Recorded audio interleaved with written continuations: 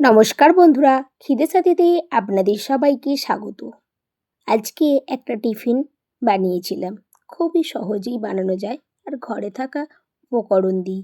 এখানে নিয়েছি একদম সেম বাটি পরিমাণ সুজি, তার সঙ্গে আরও নিয়েছি চাল গুঁড়ি আর 1 বাটি পরিমাণে নিয়েছি এখানে মটরশুঁটি আর কাঁচা লঙ্কা একটা, আদা অল্প একটু কুচিয়ে নিয়েছি, তার সঙ্গে চিনি আর নুন দিয়ে ভালোভাবে পেস্ট করে নিলাম।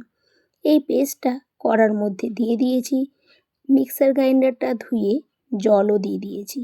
তারপর যে চাল গুঁড়িটা ছিল সেটা ভালোভাবে দিয়ে নাড়াচাড়া করব। যখন দেখবেন একটু শক্ত হয়ে যাচ্ছে তখন গ্যাসটা একেবারে অফ করে দেবেন, দিয়ে ঠান্ডা হয়ে গেলে নামিয়ে নেবেন। নামিয়ে নেওয়ার পর হাতে করে এটা মাখবার পালা। এটা খুব ভালো করে মাখতে হবে, যেন একেবারে রুটি বা কোনো রকম কোনো খাবার যখন মাখেন শক্ত টাইপের হয় না, সেই রকম ধরনের রেখে দেবেন। দেখবেন আস্তে আস্তে এমনিই শক্ত হয়ে যাচ্ছে। এবার দু হাতে অল্প একটু তেল নিয়ে সুন্দর করে গোল গোল করে তারপর অল্প একটু চেপে নিলাম। দেখুন কত সুন্দর দেখতে লাগছে না? এইভাবে সমস্তগুলোকে পাকিয়ে নেব। একদম সমস্ত পাকানো হয়ে গেছে। এবার একটা ফুটো ঝাঁঝরি নিয়েছি, দেখুন।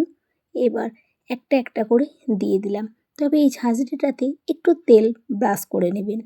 ওটা যখন ভাপানো হয়ে যাবে তখন এবার প্যানের মধ্যে আবারও অল্প একটু তেল দিলাম, দিয়ে রসুন কুচি, কাঁচা লঙ্কা কুচি আর পেঁয়াজ কুচি একটু হালকা করে ভেজে নিতে হবে।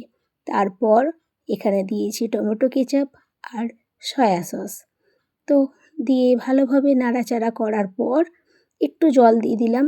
যখন একটু পাতলা হয়ে গেছে আবারও ফুটে গেল। তারপর এই যে বানিয়ে রেখেছিলাম, সিদ্ধ হয়ে গেছে এটা আমার। এবার আমি এটা দিয়ে ভালোভাবে নাড়াচাড়া করে নেব।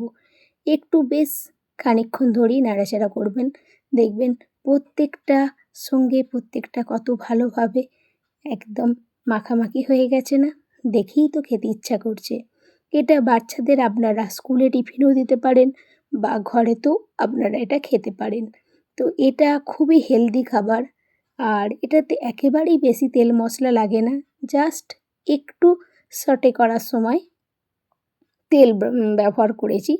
এটা আপনারা অবশ্যই একবার হলেও বানিয়ে দেখবেন, আর কে কোথা থেকে দেখছেন বা এটা বানিয়ে দেখে বলবেন কতটা ভালো হয়েছে। অবশ্যই কমেন্ট করতে